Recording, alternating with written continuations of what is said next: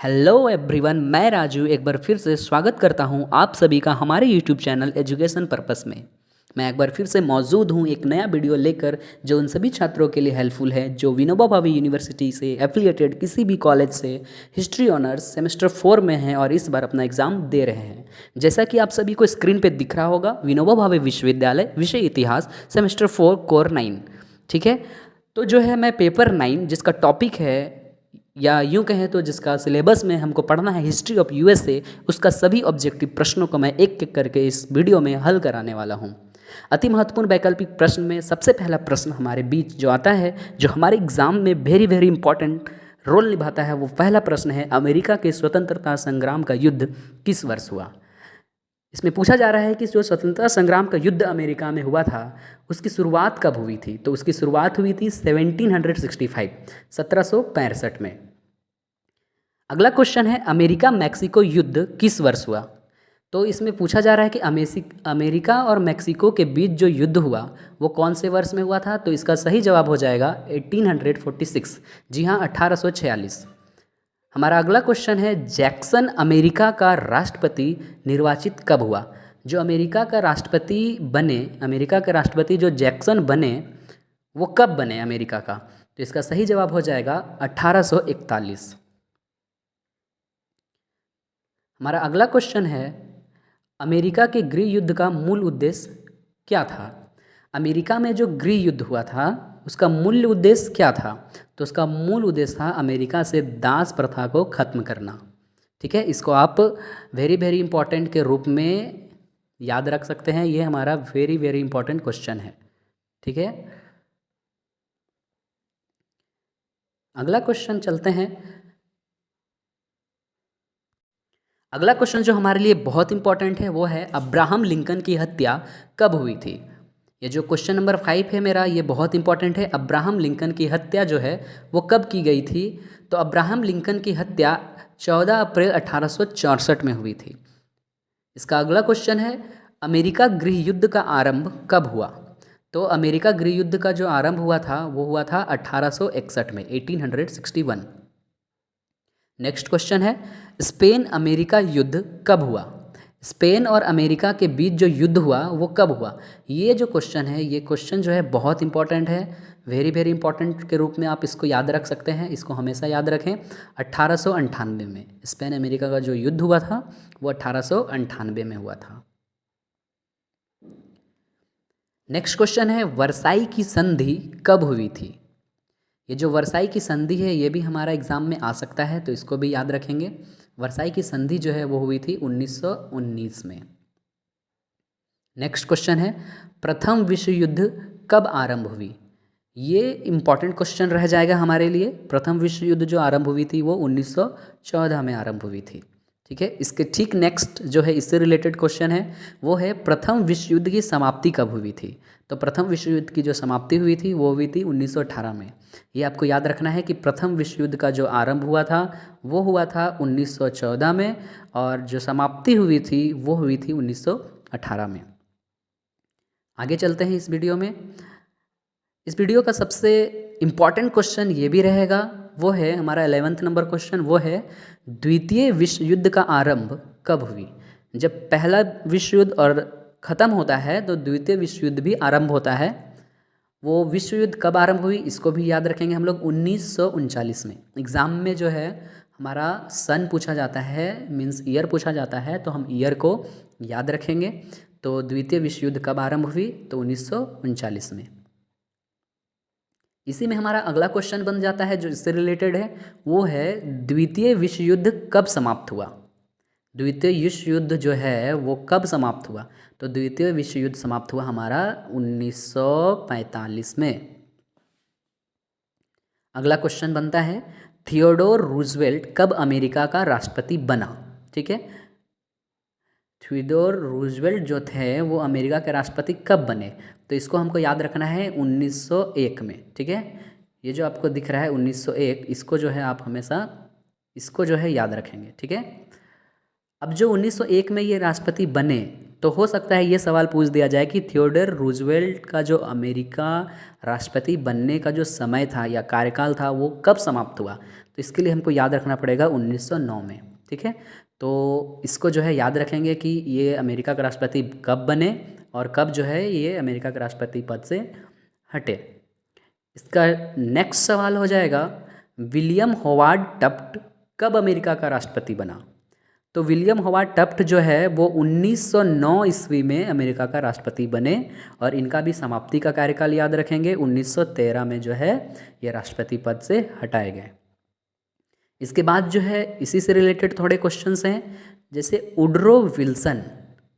ये जो वुडरो है वहाँ पे व में छोटा ऊ हो जाएगा, इसको आप ध्यान रखिएगा। ये जो वुडरो है, ये वुडरो विल्सन कब अमेरिका का राष्ट्रपति बना। तो वुडरो विल्सन जो है अमेरिका का राष्ट्रपति 1913 ईस्वी में बना और इनका जो कार्यकाल है 1921 तक चला। ठीक है, इसको सीरीज वाइज मैंने जो है तैयार किया है। थियोडोर रूजवेल्ट ने 1901 से 1909, विलियम होवार्ड थे जो 1909 से 1913, इसके बाद वुडरो विल्सन जो 1913 से 1921, जैसा कि आपको याद करने में आसानी हो जाएगी। ठीक है, तो हमारा इस वीडियो का अगला क्वेश्चन है, थियोडोर रूजवेल्ट किस राष्ट्रपति के बाद अमेरिका का अगला राष्ट्रपति बना। ये जो थियोडोर रूजवेल्ट थे जो 1901 ईस्वी में यहाँ के राष्ट्रपति बने, तो वो किसके बाद अगला राष्ट्रपति बने, ये इस सवाल में पूछा जा रहा है। ये भी बहुत बहुत इंपॉर्टेंट है, तो ये हमेशा याद रखेंगे। मैकिनले, जो मैकिनले थे वो थियोडोर रूजवेल्ट के बाद जो है राष्ट्रपति पद पर बैठे। ठीक है, अगला क्वेश्चन जो है वो है, आर्थिक मंदी की शुरुआत किस समय अमेरिका का राष्ट्रपति कौन था। कहने का मतलब है जब अमेरिका में आर्थिक मंदी की शुरुआत हुई तो उस समय अमेरिका का राष्ट्रपति कौन था। ये भी हमारे एग्ज़ाम में पूछा जा सकता है, जो बहुत बहुत इंपॉर्टेंट है। तो इसके लिए याद रखेंगे फ्रैंकलिन डी रूजवेल्ट। ठीक है, नाम अच्छा सा देख लेंगे, फ्रैंकलिन डी रूजवेल्ट। अगला सवाल बनता है हमारा, फ्रैंकलिन डी रूजवेल्ट जो थे वो अमेरिका के राष्ट्रपति कब बने। तो फ्रैंकलिन डी रूजवेल्ट जो थे अमेरिका का राष्ट्रपति 1933 में बने और जिनका कार्यकाल 1945 तक चला। ठीक है, मैंने जो कार्यकाल है वो समाप्ति का जो ईयर है उसको भी बताया है, इसको भी आप याद रखते जाएंगे। सभी प्रश्न हैं जो इस प्रकार से बनते हैं उनका जो समाप्ति का ईयर है वो भी इस वीडियो में साथ साथ बता दिया गया है, इसको भी आप ध्यानपूर्वक याद कर लेंगे। अगला क्वेश्चन बनता है, अमेरिका जापान के हिरोशिमा पर, अमेरिका जो था जापान जो देश है उसके हिरोशिमा पर अणु बम गिराया था। तो ये बहुत इंपॉर्टेंट क्वेश्चन बनता है, जो एग्जामिनर का most important question, favourable question बन सकता है। तो जापान का जो हिरोशिमा नगर था वहाँ पे जो है 6 अगस्त 1945 को अमेरिका ने अणु बम गिराया था, इसको भी याद रखेंगे, बहुत इंपॉर्टेंट है। और ठीक इसके 3 दिन बाद अमेरिका ने फिर से जापान के ही एक शहर नागासाकी पर बम गिराया था, जो हमारा 20वां नंबर क्वेश्चन इससे मैच करता है। ये है, अमेरिका ने नागासाकी पर बम कब गिराया। तो ये भी याद रखेंगे, 9 अगस्त 1945। ठीक है, अगला क्वेश्चन बनता है, द्वितीय विश्व युद्ध के समय अमेरिका का राष्ट्रपति कौन था। ये जो सेकेंड वर्ल्ड वार स्टार्ट हुआ, ठीक है, तो उस समय जो है अमेरिका का राष्ट्रपति कौन था, यानी अमेरिका के राष्ट्रपति पद पर उस समय कौन विराजमान था। तो ये भी बहुत इंपॉर्टेंट क्वेश्चन है, तो इसके लिए जो है हम लोग याद रखेंगे वुडरो विल्सन। ठीक है, क्या, वुडरो विल्सन। आगे चलते हैं, आगे हमारा नेक्स्ट क्वेश्चन हो जाता है, अमेरिका में ब्रिटिश औपनिवेशिक साम्राज्य की नींव किसके शासनकाल में रखी गई। ठीक है, यहाँ रखी गई होगा, इसको ध्यान दीजिएगा। अमेरिका में जो ब्रिटिश औपनिवेशिक साम्राज्य था वो जो इसमें नींव जब डाला गया अमेरिका में, तो उस समय यहाँ जो शासन काल था वो किसका शासन चल रहा था। तो ये भी बहुत इंपॉर्टेंट क्वेश्चन बन जाता है, तो ये याद रखेंगे, जेम्स प्रथम। हमारा इसी क्रम में अगला क्वेश्चन हो जाता है, अमेरिका के मूल निवासियों को, ठीक है, यहाँ सा को ध्यान में दीजिएगा, अमेरिका के मूल निवासियों को क्या कहा जाता था। ये बहुत इंपॉर्टेंट क्वेश्चन है और मोस्ट फेवरेबल क्वेश्चन है एग्जामिनर का, तो इसके लिए हम याद रखेंगे रेड इंडियन। ठीक है, क्या याद रखेंगे, रेड इंडियन। अगला सवाल बनता है, पेरिस की संधि के अनुसार, हाँ स्टूडेंट्स ये बता देना चाहता हूँ मैं कि ये जो पेरिस की संधि है ये जो है आपका बहुत इंपॉर्टेंट है, सिलेबस में इसको पढ़ना ही पढ़ना है। ये लॉन्ग टाइप क्वेश्चन में भी आपका आ सकता है, तो इसको आप तैयार कर लेंगे अलग से। ठीक है, चलते हैं क्वेश्चन में। पेरिस की संधि के अनुसार अमेरिका का स्वतंत्रता संग्राम जब पेरिस की संधि हुई थी उसके अनुसार अमेरिका का जो स्वतंत्रता संग्राम था वो कब समाप्त हुआ? ये बहुत इंपॉर्टेंट क्वेश्चन है, इसको याद रखेंगे 1783 में, 1783 में। अगला क्वेश्चन बनता है अमेरिका को पूर्ण स्वतंत्रता कब मिली? तो अमेरिका को पूर्ण स्वतंत्रता मिली 4 जुलाई 1776 को, 4 जुलाई 1776 याद रखेंगे। अगला क्वेश्चन बन जाता है अमेरिका के स्वाधीनता संग्राम के महानायक कौन थे? अमेरिका में जो स्वाधीनता संग्राम चल रहा था उस समय वहाँ के महानायक कौन थे? इस सवाल में वही पूछा जा रहा है, ये बहुत इंपॉर्टेंट है और ये सभी बच्चों के मुंह में याद होना चाहिए, जॉर्ज वाशिंगटन। क्या जवाब हो जाएगा बच्चों? George Washington. अगला सवाल है सर्वप्रथम प्रजातंत्र, प्रजातंत्र यानी कि ऐसा तंत्र या ऐसा शासन जहाँ प्रजा के द्वारा निर्वाचित सदस्य जो है राष्ट्रपति या किसी पद पर विराजमान होते हैं। तो सर्वप्रथम प्रजातंत्र की नींव जो है किसने रखी थी, यानी किस देश में रखी गई थी? ये बहुत इंपॉर्टेंट है और आसानी से याद हो जाएगा, अमेरिका ने रखी थी। तो पेरिस जो शांति सम्मेलन था, ठीक है, यहाँ शांति जो है थोड़ा मिस्टेक हो गया है टाइपिंग करने में, इसको ध्यान दीजिएगा। पेरिस शांति सम्मेलन जो हुई थी वो कब हुई थी? तो इसका आसान सा सवाल है, इस सवाल का आसान सा जवाब है 1919। 1919 में एक चीज़ और हुआ था जो आपको पहले बताया गया था, वो क्या था? वर्साई की संधि, ठीक है, 1999 में वर्साई की संधि हुई थी, ये याद रखना है आपको। उसके बाद जो है अगला सवाल बनता है अमेरिका के 28वें राष्ट्रपति कौन थे? सीरीज वाइज तो हम राष्ट्रपति का नाम याद कर नहीं सकते हैं, लेकिन ये क्वेश्चन अधिकतर जो है प्रीवियस ईयर पेपर में पूछा जा चुका है, इसलिए मैंने इस क्वेश्चन को इसमें सेट किया है। तो ये याद रखना है कि अमेरिका के 28वें राष्ट्रपति कौन थे, तो उनका नाम हो जाएगा वुडरो विल्सन, ठीक है। और इनका काल भी आपको बता दिया गया है कब से कब तक थे, तो वो याद रख लेंगे। आगे बढ़ते हैं, आगे है अमेरिकी आज़ादी के समय, यानी अमेरिका आज़ादी के समय अमेरिकियों का नारा क्या था? जब ये आज़ादी यानी कि वो जो स्वतंत्रता संग्राम समाप्त कर रहे थे तो वहाँ के जो अमेरिका के रहने वाले लोग थे वो कौन से नारा को अपनाए थे? तो उनका जो नारा था बहुत ही प्यारा था, प्रतिनिधित्व नहीं तो कर नहीं, ये याद रखेंगे।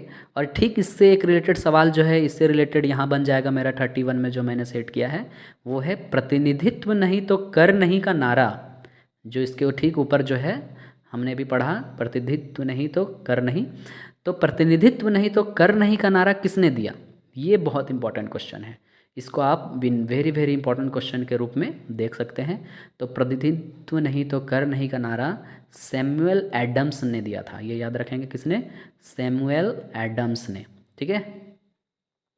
आगे बढ़ते हैं, 32 नंबर जो क्वेश्चन है वो हमारा है किस घटना को अमेरिका के स्वतंत्रता संग्राम के तत्कालीन कारणों में गिना जाता है? ठीक है, इसको थोड़ा ध्यान से समझिएगा। अमेरिका का जो स्वतंत्रता संग्राम हुआ था उसका जो तात्कालीन कारण था, तो उसमें से सबसे इम्पॉर्टेंट तात्कालीन कारण कौन सा था? तो इसका सही जवाब हो जाएगा बोस्टन की चाय पार्टी। अगला सवाल है 33 नंबर में जो मैंने पुट किया है, ये भी बहुत इंपॉर्टेंट है कि संसार का सबसे पहला लिखित संविधान कब बना था?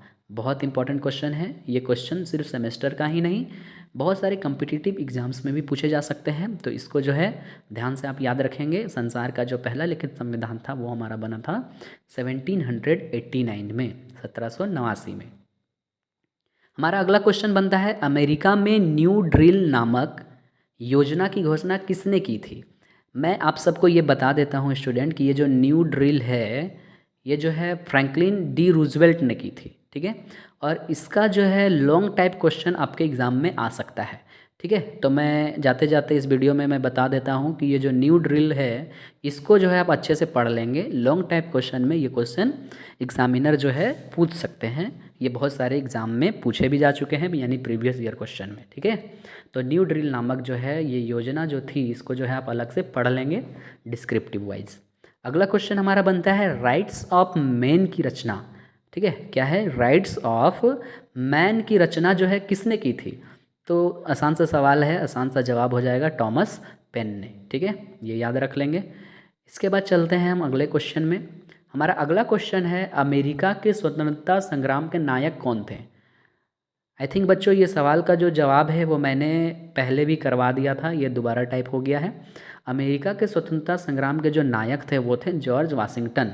इसको तो आपको एकदम याद ही रख लेना है, इसको कभी भूलना नहीं है, ठीक है।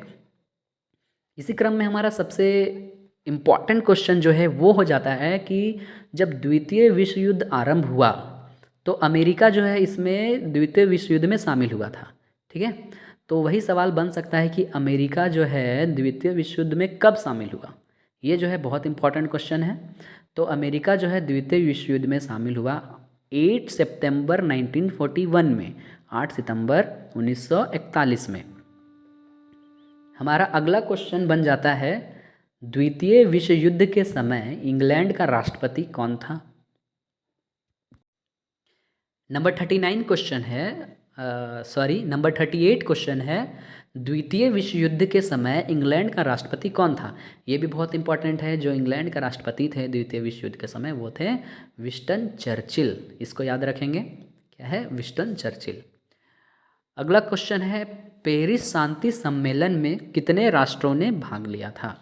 ये जो पेरिस शांति सम्मेलन हुआ था उसमें कितने राष्ट्रों ने भाग लिया था, तो आसान है 32, यानी 32 जो है 32 राष्ट्रों ने पेरिस शांति सम्मेलन में भाग लिया था, ये याद रखेंगे आप। इस वीडियो का सबसे अंतिम और सबसे इम्पोर्टेंट प्रश्न हमारा बन जाता है जिसको मैंने हाईलाइटेड कर दिया है, ये है कि स्पेन में जो गृह युद्ध हुआ था वो कब हुआ था। तो स्पेन में जो गृह युद्ध हुआ था वो हुआ था 1963, 1963 में। तो बच्चों अभी जो आपने जिन भी प्रश्नों को देखा ये हमारे बहुत ही इम्पॉर्टेंट क्वेश्चन थे जो पेपर 9 में आपसे पूछे जा सकते हैं। तो सभी प्रश्नों को अच्छा से देख लेंगे, अच्छे से याद कर लेंगे, ठीक है। और यही जो है इस वीडियो को मैं समाप्त करता हूँ। सो व्हाट्सअप गाइज, कैसा लगा यह वीडियो। आशा करता हूँ कि ये वीडियो आपको बहुत अच्छा लगा होगा। और यदि ऐसा ही वीडियो और अधिक पाना चाहते हैं हमारे चैनल पे तो जुड़ जाइए इस चैनल से। और अब तक नहीं किया है अगर सब्सक्राइब तो क्या देख रहे हो, नीचे जाओ और रेड आइकन को जल्द से प्रेस करो, सब्सक्राइब करो हमारे चैनल को। और साथ ही बगल की घंटी को जरूर प्रेस कर लेना ताकि जब भी कभी मैं इस चैनल में अपने न्यू वीडियोज़ को अपलोड करूं तो आपके भी फ़ोन की घंटी बजे। और हाँ, आप अपना प्यार, सपोर्ट और विश्वास हमेशा बनाए रखें क्योंकि आपका प्यार और सपोर्ट ही हमें न्यू वीडियोज़ बनाने के लिए इनकरेज करती हैं। Thanks for watching my channel again and again. Thank you to all.